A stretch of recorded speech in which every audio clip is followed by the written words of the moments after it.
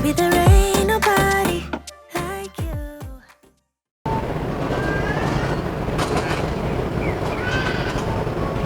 Hello everyone, I'm Aya, the host of this Trip to Japan with Me channel.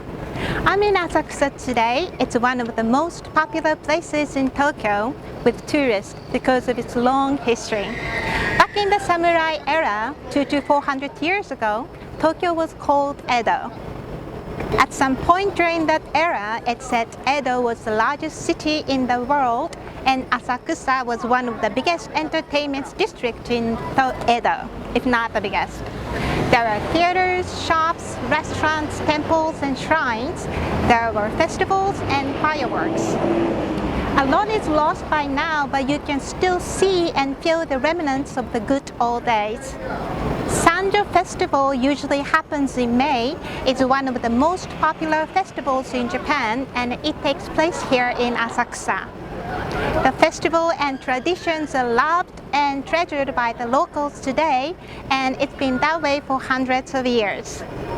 Now I'd like to show you some of the most exciting things in Asakusa, and then take a cruise down the river for a great view, walk in a pristine garden, and finish the day with the world's best sushi in Tsukiji.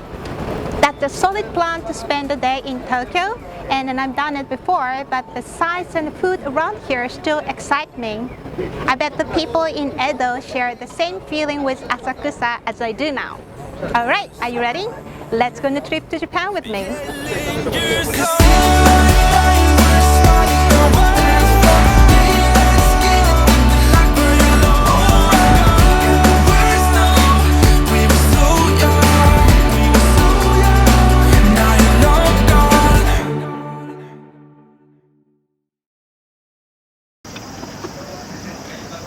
This is NAKAMISE Street, the leading street to Senso-ji Temple. It's one of the oldest shopping streets that dates back to Edo era. Along its 250-meter length, small shops and food stalls line up and welcome the visitors with traditional foods and goods. This is where I try first when I want to buy souvenirs from Japan. This shop sells fooding, Japanese wind chimes. It reminds you of a cool wind when it's not so cool. This is a Senso. Did you know these collapsible hand fans were invented in Japan about 1500 years ago and introduced to the world? Aside from its practical purpose of cooling you off, it's been used in various scenes including tea ceremonies, traditional dance, drama, and storytelling. It's one of the most popular souvenirs from Japan. The writing on this shirt is samurai in kanji, Japanese character. They're not around anymore, but their spirit is still alive. This white fox mask is one of the most common ones. The white fox is supposed to bring luck, and in fact, there are shrines dedicated to them. The first gate before NAKAMISE Street is called KAMINARIMON, the Thunder Gate. This second gate is called Houzomon. It literally means treasure storage gate, and it does store treasures including a national important cultural property. These intimidating Neo statues, Ungyo on the right and Agyo on the left, guard Buddha together. Giant lanterns are here too.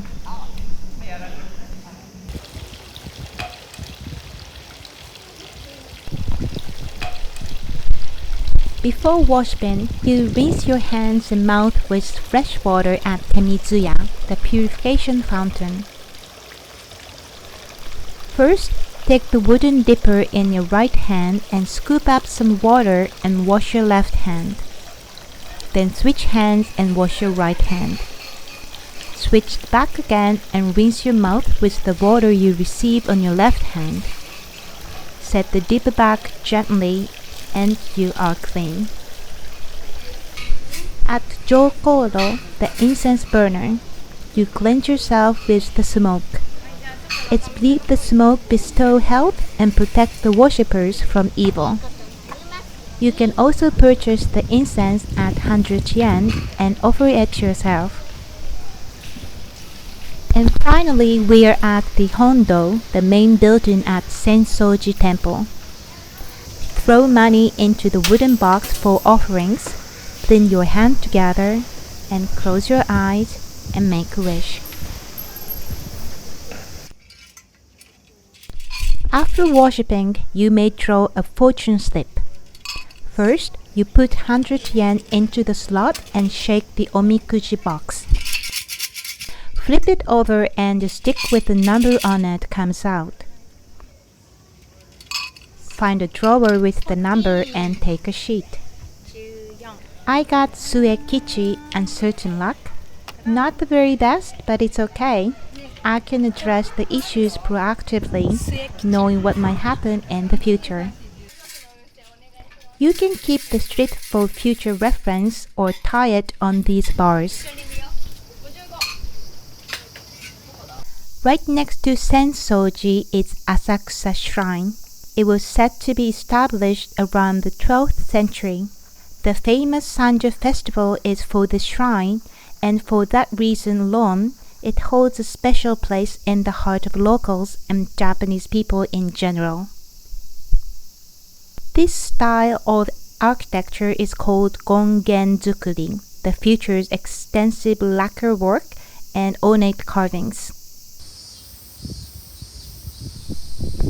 Take your time at the garden and enjoy the aesthetics. After the visit to a temple and shrine, it's time to explore the casual side of Asakusa.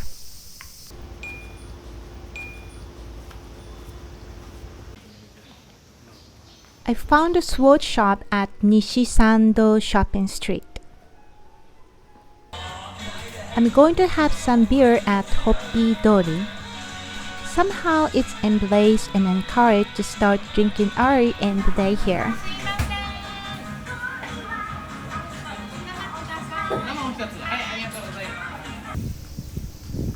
This is my favorite shopping street in Asakusa, DENPOIN DORI.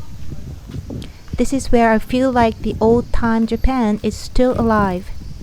The street is lined with specialty shops such as famous Edo Kiriko glass shops, Geta sandal shops, green tea sweet shops, noodle houses, and so on. Sampling food is a fun part of Asakusa experience. Minced meat cutlet has become popular, and that's what I'm going to try today. They fry it for you right then and there, and it's so hot, juicy, and good. And here is a good place to take a bird's eye view of Asakusa.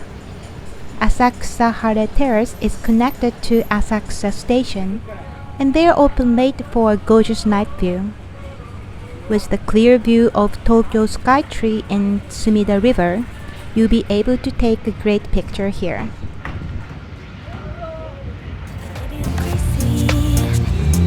But something in my mind tells me it's easy to make it come around. I think Here I am at the water bath stop on Sumida River. The water bath is operated by Tokyo Cruise, and it will take you to various tourist destinations such as Odaiba and Hinode Sambashi. Today we are going to Hamarikyu Gardens to explore one of the best Japanese gardens in Tokyo. The water bath stop is only a few minutes walk from KAMINARIMON, where the giant lantern is. Asakusa sits on the river's edge, and that's the reason why it's been so prosperous over many centuries. And this is where the famous Sumidagawa Fireworks Festival takes place, usually in July. It's another major draw to Asakusa, and that's been around for ages. The first one was held in 1733, if you are curious. My favorite part of the water bath ride is the view of the Tokyo Skytree from the boat. It's a broadcasting and observation tower and the tallest structure in Japan.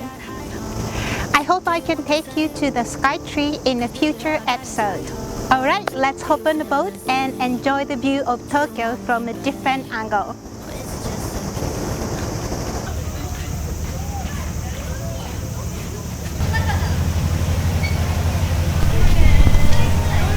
The water bath will take you to Hamarikyu Gardens in 40 minutes, but you will probably hope it will last much longer. The cool breeze on a hot day like this, crisp air in the fall and winter, and the cherry blossoms in spring, there is always something extra on top of a fun boat ride.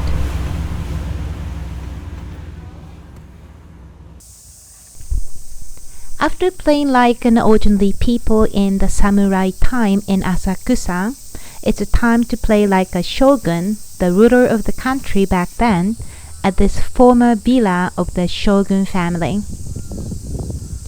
Like any other Japanese garden, Hamarikyu Gardens is manicured to perfection with the pine trees, the flower gardens, the pond, and the Japanese architecture and such.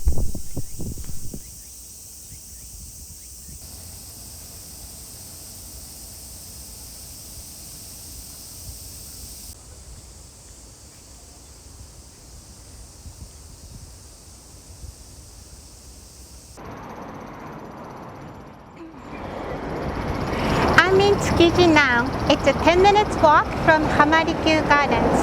Together with a stroll in the garden, you should deserve a special meal. How about sushi from the former fish market in Tokyo? It can't get any better than that. The market was recently moved to Toyosu in 2018, but Tsukiji market sold fish and other products for over 80 years. There are restaurants and other businesses nearby serving the sellers, buyers, locals, and visitors. And a lot of them chose to stay here and keep their doors open. I have a weakness for sushi, so I can't help having it, but there are other kinds of popular restaurants too. If you have a chance, keep coming back here and enjoy the whole variety. We're having sushi here at Tamasushi. It's my favorite sushi restaurant in Tsukiji, and their sushi is so fresh and tasty. Today, one of the sushi masters will show us how to make sushi. The ingredients are stored in a temperature-controlled showcase and taken out of it once your order is in it. The master will slice it quickly and precisely.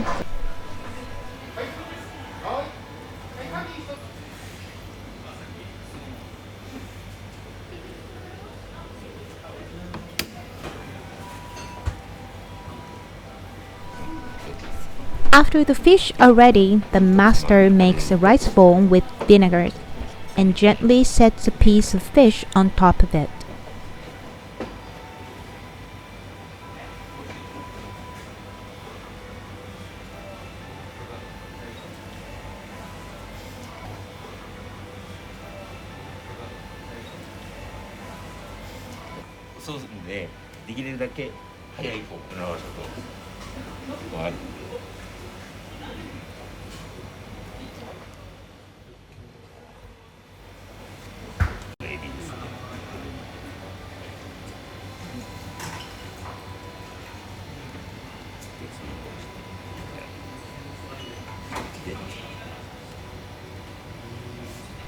Placing it on the plate with a careful constellation for balance, he repeats until all the sushi pieces are ready.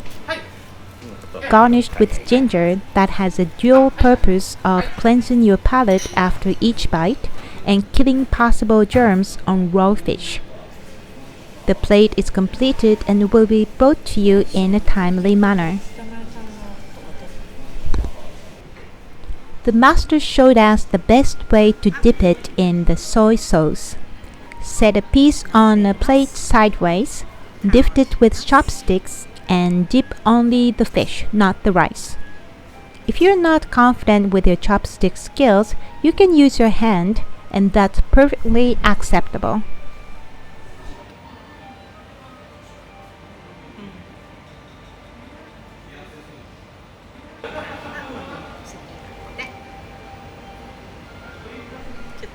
Well, this is how we spend the day in Asakusa. If you liked what you saw, please subscribe and keep watching. By the way, if you like historical places, we are going to take a day trip to Kamakura later. Thanks for watching. See you next time.